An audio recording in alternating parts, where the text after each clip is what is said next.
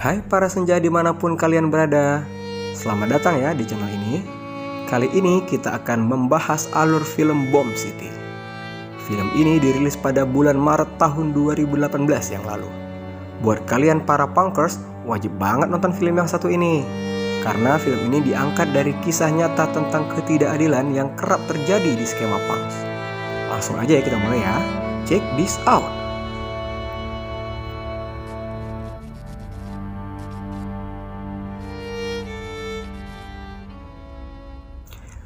Film diawali dengan scene yang memperlihatkan sekumpulan anak punk yang akan bersiap melakukan pertempuran dengan segerombolan anak-anak orang kaya. Scene lalu beralih ke sebuah persidangan, tampak seorang pengacara yang sedang memojokkan klien lawannya di persidangan. Dia menganggap bahwa sekumpulan anak-anak yang mereka sebut punk selalu melakukan tindakan kekerasan dalam setiap aksinya. Di awal cerita, tampak seorang punkers bernama Brian yang baru saja pulang dari New York menuju Amarillo, Texas. Karena tidak ada satupun kendaraan yang mau memberi tumpangan karena gaya berpakaian dan penampilannya, akhirnya ia memutuskan untuk melanjutkan perjalanan dengan menggunakan skateboard. Scene lalu beralih memperlihatkan para atlet football yang tengah bersitegang saat sebelum pertandingan dimulai. Scene kemudian beralih lagi ke Brian. Kini ia telah sampai ke tempat tujuannya. Di sana telah ramai berkumpul para punkers yang sedang menghadiri sebuah pertunjukan musik. Kedatangan Brian di tempat itu mendapat sambutan yang sangat baik oleh rekan-rekannya. Di tempat lain, tampak 3 orang atlet football yang sedang makan di sebuah restoran. Namun tak lama berselang, mereka agak sedikit terganggu oleh kedatangan beberapa orang punkers yang sedang memesan minuman di tempat itu. Keadaan mulai memburuk. Setelah salah satu atlet yang bernama Cody berceloteh di depan salah satu punkers. Selama berada di sana, mereka terus saling mengejek dan menghina satu sama lain. Hingga pertikaian pun hampir terjadi di antara mereka.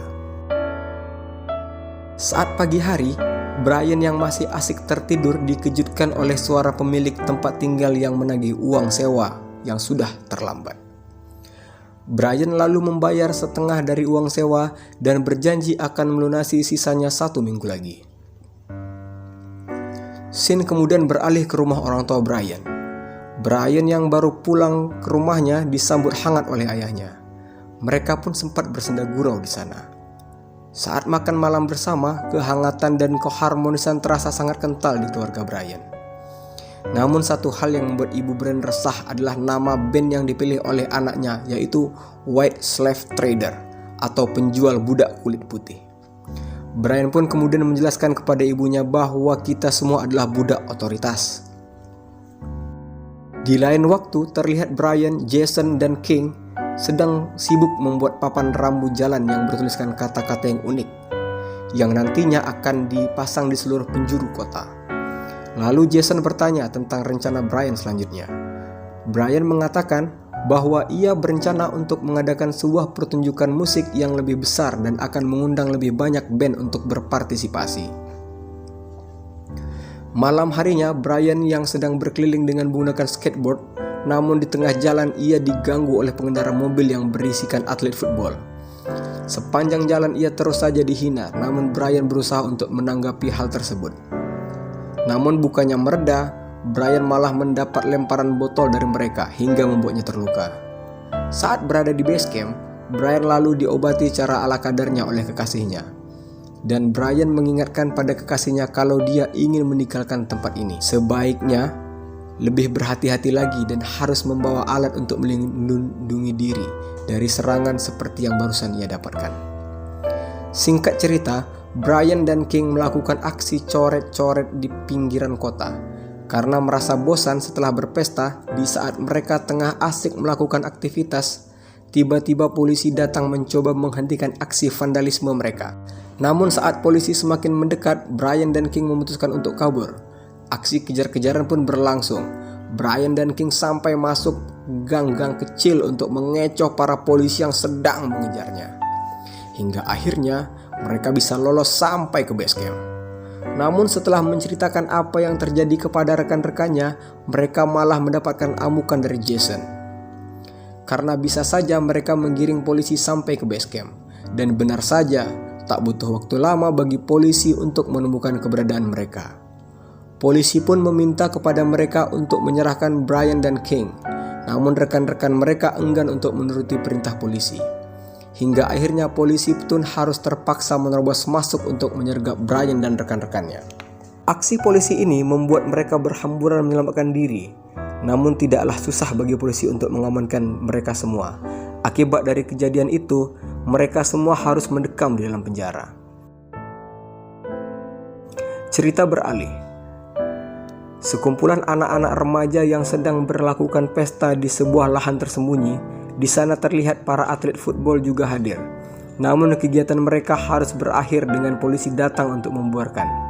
Namun bukannya kembali ke rumah masing-masing, geng The Preps malah mencabut papan rambu-rambu jalan yang dibuat oleh Brian dan rekan-rekannya.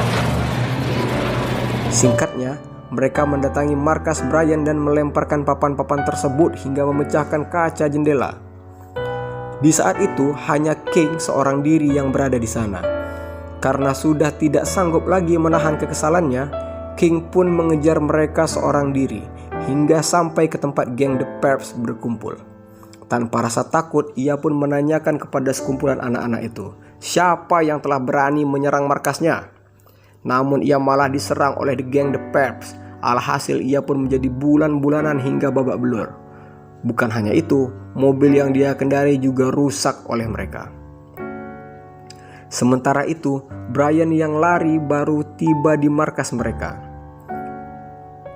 Mereka pun terkejut melihat kondisi tempat tinggalnya yang sudah berantakan. Saat mereka sedang membenahi kerusakan, King muncul dengan wajah yang babak belur.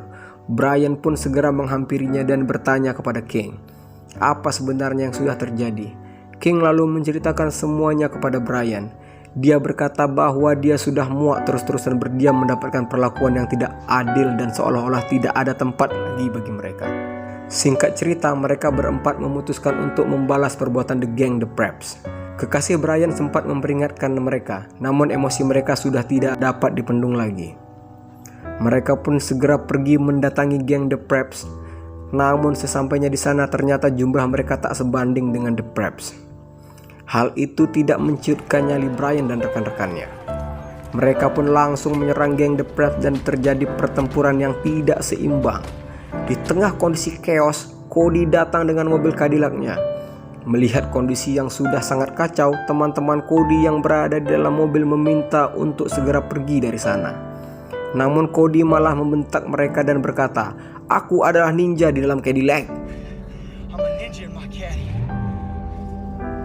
Sesaat kemudian Cody mulai memacu mobilnya ke arah kerumunan. Dia berusaha untuk menabrak anak pang yang sedang berseteru dengan teman segengnya. Sampai suatu ketika dia melihat Brian dengan semangat, Cody lalu mengejar Brian. Brian yang melihat mobil Cody berusaha untuk menabraknya, lalu lari secepatnya menghindar. Namun mobil Cody lebih cepat dan terjadilah petaka itu. Mobil Cody berhasil menabrak Brian dan melindas tubuhnya.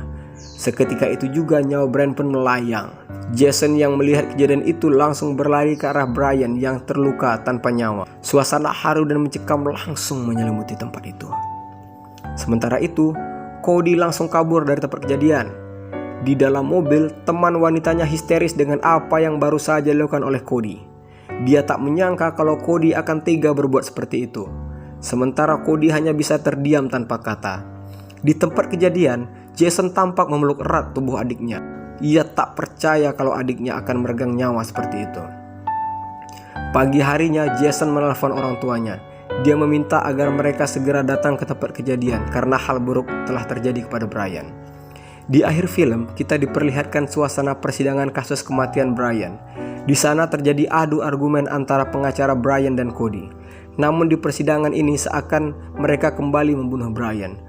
Mereka mengatakan bahwa Brian layak untuk dibunuh oleh Cody karena penampilan dan gaya hidupnya yang tak biasa. Mereka menganggap bahwa subculture punk itu layaknya sampah yang harus disingkirkan. Hakim persidangan akhirnya memutuskan bahwa Cody Kate tidak bersalah atas pembunuhan Brian. Dan juri mendakwa atas pembunuhannya tak disengaja. Dia hanya dihukum masa percobaan dan denda $10.000. Namun denda akhirnya dibatalkan dan film pun habis sampai di sini. Oke, para senja semuanya, itu dia tadi alur cerita film The Bomb City 2018. Terima kasih.